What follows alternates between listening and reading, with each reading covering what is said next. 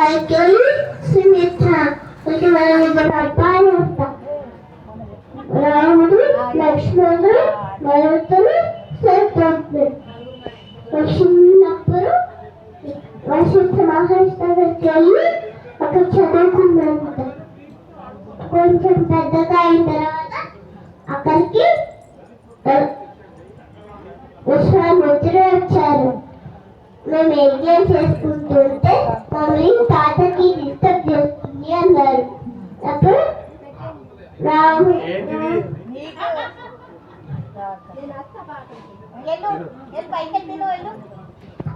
రాముడిని పంపించారు. అప్పుడు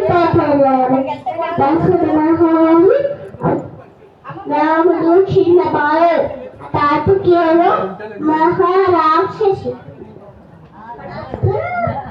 మహర్షి వచ్చి ఏం కాలే అన్నారు. రాము చూసుకుంటాలే ఎగ్జామ్ స్టార్ట్ చేసేసరికి తాతకి వచ్చిందంట. బాగా వేసారంట. అప్పుడు సుబాహు మారీషుడు వచ్చారంట. వస్తే ఇద్దరు వేశారు. మారీషుడు దూరంగా పడిపోయారు. సుబాహులను కింద పడిపోయారంట.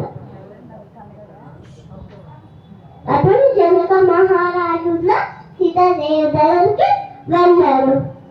అక్కడ సీతాదేవికి స్వయంవరం ప్రతినిధించారు. అప్పుడు ఎవరు శివుతారో వాళ్ళకి ఇచ్చి పెళ్లి చేస్తాము అన్నారు. ఎవరు ఎట్లా రాముడు ఒక్క చేత్తో ఎత్తేశారు. దారం కట్టుంటే ఇరిగిపోయింది. దాన్ని ఇంకా పక్కన పెట్టేసి నమస్కారం చేశారు.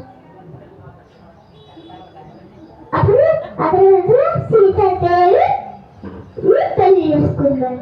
కొన్ని రోజులైన తర్వాత రాముడిని దశరథ మహారాజు పిలిచి పట్టాభిషేకం చేస్తారన్నారు. ఇప్పుడు మహారాజు కైకేయి చెప్పిందంట. కైకేయి రాముడికి పట్టాభిషేకం కాదు, భరతుడికి పట్టాభిషేకము. రాముడికి 14 సంవత్సరాలు వనవాసం. అయితే అది దశరథ మహారాజుకి ఇష్టం లేదు. అయినా రాముడే వెళ్ళారు. అక్కడ ఇది పెట్టుకుంటే లక్ష్మణుడు సీతాదేవి వచ్చారు. అప్పుడు అక్కడ ఇల్లు కట్టుకున్నారు. అప్పుడు అక్కడికి సూర్య పడక వచ్చి ఓవరాక్షన్ చేసింది. ఓవరాక్షన్ చేస్తే ముక్కు చెవులు కట్ చేసింది. అప్పుడు ఏడ్చుకుంటూ రావణాసుడు దగ్గరికి వెళ్ళేది. రావణాసుడు మారీచుడిని పంపించారు. మారీచుడు బంగాళేలాగా అయి అతను తిరుగుతూ ఉన్నారు.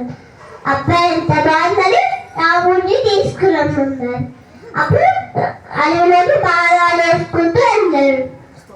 బాదం తగిలి సరిపోయింది.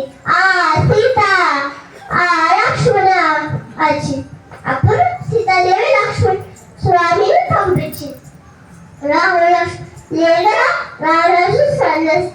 వచ్చి ఆకలి వేస్తుందమ్మా అన్నం పెట్టు అంటే అప్పుడు అన్నం పెట్టింది. రావణాశ్వర మాపై నవ్వి దేవి ఎక్కించుకొని లంకకు తీసుకెళ్ళిపోయి రాముడు లక్ష్మణుడు ఇంట్లో సీతాదేవి ఉంటుంది. సీతాదేవి ఎక్కరా అంటే చేతాలు వచ్చిందంట. ఎట్ చేస్తే లెక్క చేసేసారు. కింద అయిపోయిందంట. అప్పుడు దాంట్లో తీసుకెళ్ళిపోయారు అన్నారు. అప్పుడు ఋష్మిక పర్వతం ఉన్న మీద హనుమానానికి వెళ్ళారు. అప్పుడు సుగ్రీవుడు పంపించారు. రాజ్యం ఎల్లు సైన్యం అంటే ఎవరి దగ్గర ఉందంటే వారి దగ్గర ఉంటే వారికి యుద్ధం చేసి రాజ్యాన్ని సైన్యాన్ని తీసుకుంటే సుగ్రీవుడికి అప్పుడు అందరు రాయల్ని కట్టారు. మీద శ్రీరామ శ్రీరామ అని రాసి సంకకెళ్ళి పెద్ద యుద్ధం చేస్తా. రామక పేరు రామకుమార్ అవి రాక్షసు మీద అయిపోయింది అంట. అప్పుడు పుష్ప సీతాదేవిని తీసుకుని పుష్ప విమానాన్ని తెచ్చుకుని మళ్ళీ అయోధ్యకి తీసుకొచ్చేసారు. అక్కడ పట్టాభిషేకం చేశారు. అంటే అయిపోయింది రామ స్టోరీ. కథ నచ్చింది మనం